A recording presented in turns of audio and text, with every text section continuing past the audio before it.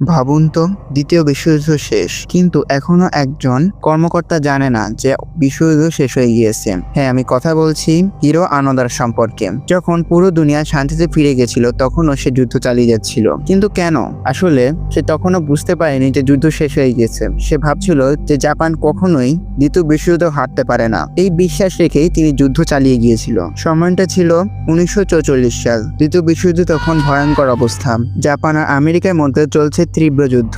ফিলিপাইনের একটা ছোট্ট দ্বীপ, নাম লুবাং আইল্যান্ড। এই দ্বীপে পাঠানো হয় জাপানিজ সেনাবাহিনীর এক তরুণ অফিসার হিরো আনোদাকে।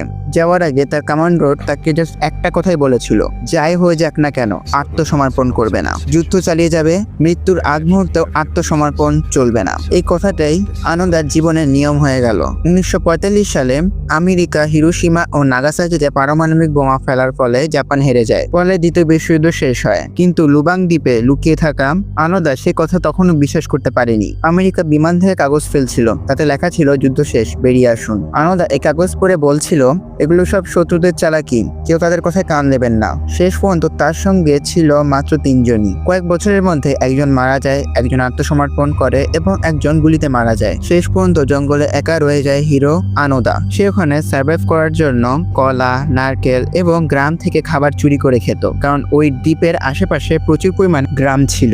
যখনই তাকে কোনো মানুষ দেখতো সে মনে মনে ভেবে নিত এরা শত্রু। তখন তিনি তাদের ওপর গুলি বর্ষণ করতেন, ফলে অনেক নিরীহ মানুষ মারা যায়। ফিলিপাইনের মানুষ ভাবছিল ওইদিকে হয়তো কোনো বন্য প্রাণী কিংবা অন্য কোনো জন্তু বা জানোয়ার থাকেন। এটি থেকে ফিলিপিনের জনগণদের মনে একটু খটকা লাগলো যে আসলে ওখানে কারা থাকে। এই কথাটি ভেবে ফিলিপিনের জনগণ পুলিশে খবর দেয়। পুলিশ ওখানে সার্চ করতে যায় যে আসলে ওখানে কে থাকে, কিন্তু কিছুই পাওয়া যায়নি। এর মূল কারণ ছিল আনোদা ছিল গেরিলা বাহিনী একজন কর্মকর্তা। তার জন্য শত্রু থেকে বেঁচে পালানো কোনো বড় ঘটনা নয় এবং শত্রুদের চোখ ফাঁকি দেওয়া তার নিত্যদিনের কাজ ছিল। পরে ওখানে আর্মি অফিসারদেরও পাঠানো হয়, তবে কিছুই খুঁজে পাওয়া যায়নি। এই ঘটনাটিকে জাপান সরকারকে জানানো হয়, কারণ ফিলিপিনের পুলিশ এবং আর্মিদের মনে হচ্ছিল এখানে কোনো জাপানিজ থাকে। জাপান সরকারকে জানানোর পরপরই 1974 সালে জাপানিজ এক যুবক নোকিও সুজুকি আনন্দকে খুঁজতে বের হয়। অবশেষে সে আনন্দকে খুঁজে বের করতে সক্ষম হয় আর তাকে বলে এই যুদ্ধ বহু বছর আগে শেষ হয়ে গিয়েছে।